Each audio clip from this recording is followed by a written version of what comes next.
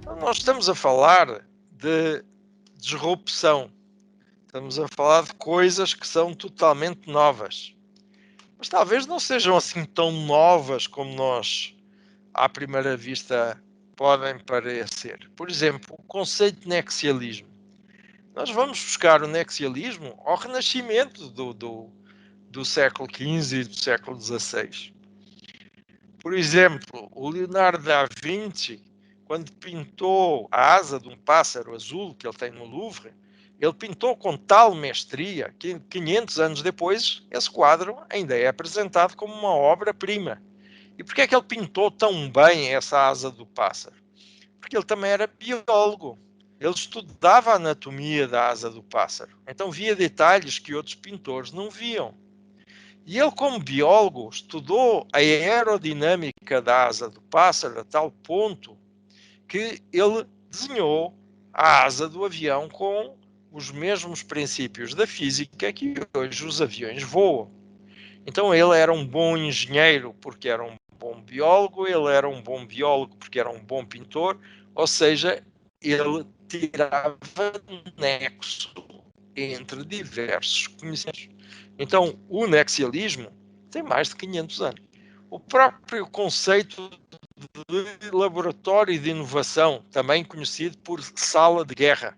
Ainda hoje nós chamamos aos squads que existem nas organizações em ambientes de crise ou em ambientes de transformação acelerada, chamamos-lhe sala de guerra. Esse conceito já o Thomas Edison tinha no século XIX. Não pensa que ele trabalhava em silêncio no seu laboratório. O seu laboratório era visitado a todo momento por pessoas com as mais variadas formações que vinham dar ideias, sugestões, e eram ambientes até bastante ruidosos, que têm tudo a ver com os ambientes de inovação que nós hoje temos no funcionamento dos, por exemplo, coworking. Não é? O próprio conceito de ecossistema, tal como hoje existe no Cubo do Itaú ou do Inovabra, em que tem diversos players que colaboram com grandes empresas, e muitas vezes nós temos startups a colaborar com grandes bancos, porque essas startups têm uma dinâmica e algumas vezes competências que essas grandes organizações não têm. Nos anos 80, a Volkswagen, através do Ignácio Lopes de Aratua, eu participei nesse processo de consultoria da criação da fábrica de Resende, da fábrica de caminhões da Volkswagen, criou o conceito de consórcio modular. O que era o conceito de consórcio modular? É um conceito que hoje todas as empresas automotivas exigem e desenvolvem, e foi criado no Brasil nos anos 80, em que, no caso, a Volkswagen era dona do projeto do caminhão,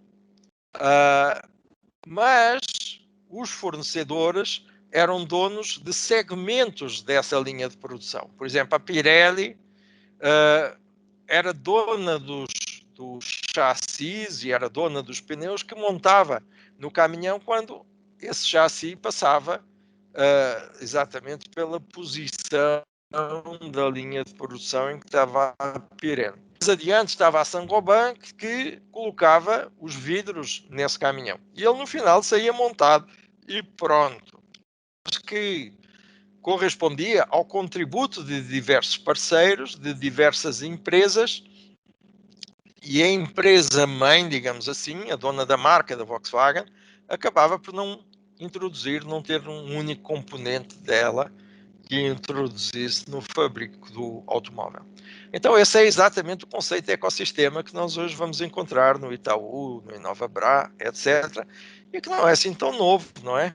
A Volkswagen já o desenvolveu em 1980. Por exemplo, o conceito de círculos de qualidade, que era um conceito que tem tudo a ver com os squads, que eram organizações não hierárquicas, empoderadas, com capacidade de decisão, que tinham grande autonomia de trabalho. Os japoneses da Toyota começaram a desenvolver círculos de qualidade nos anos 60, não é? Que é um modelo de trabalho muito parecido com os squads do dia hoje. E pasmem que já havia Kanban em 1953, antes de existir post-its. Também, uma vez mais, na Toyota, eles faziam um Kanban com as tábuas de madeira que eles penduravam numa estrutura metálica, que exatamente da mesma forma que eles penduram post-its. Não fazia diferença nenhuma. Então, nós estamos, de facto, numa época em que há grandes transformações que visam uma economia exponencial, uma economia de alto rendimento. E tem a característica, devido aos tempos contemporâneos, devido às crises sanitárias, de ser low touch, não é? É uma gestão que é fundada sobretudo na Big Data. Portanto, porquê? Porque com mais informação se corre menos riscos, não é? Em que a inovação é incentivada, é uma inovação radical, tanto de serviços como de produtos, em que as empresas ganham muita importância pelo seu propósito, pela sua missão social, que é uma grande obsessão pela produtividade e performance, mas conseguem isso não através da automação, mas da simplificação de processos e de estruturas organizacionais agile. O próprio modelo da accountability tem de ser redesenhado. As metas não são só de eficiência, como eram antes, mas passam a ser também de resiliência. As organizações vivem nos conceitos de ecossistema, que é uma rede capilar de parceiros, incluindo startups. Se valoriza mais os fornecedores locais para não ter dependência de fornecedores globais. Nós vimos agora o problema das vacinas, o que é estar dependente de fornecedores globais, não é? E se procura reduzir rapidamente custos, incluindo com os próprios espaços dos escritórios, não é?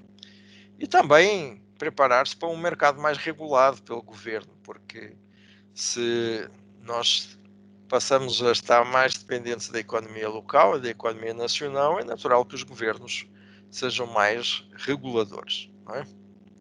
Qual é o papel do RH nesta transformação das empresas agile? Como eu disse, ele é o curador da transformação agile digital, não é? Ele deve promover as tais reestruturações organizacionais profundas, incluindo o right sizing, não é? Ter em consideração as condições sanitárias, preservar os grupos de risco. Ele deve ser o acelerador da transformação digital, deve ser o acelerador da transformação agile, deve implementar uma maior capilaridade de fornecedores e parceiros, deve privilegiar o lifelong learning, não é? E deve, sobretudo, ter um papel de criação de modelos de gestão e de processos agile e digital.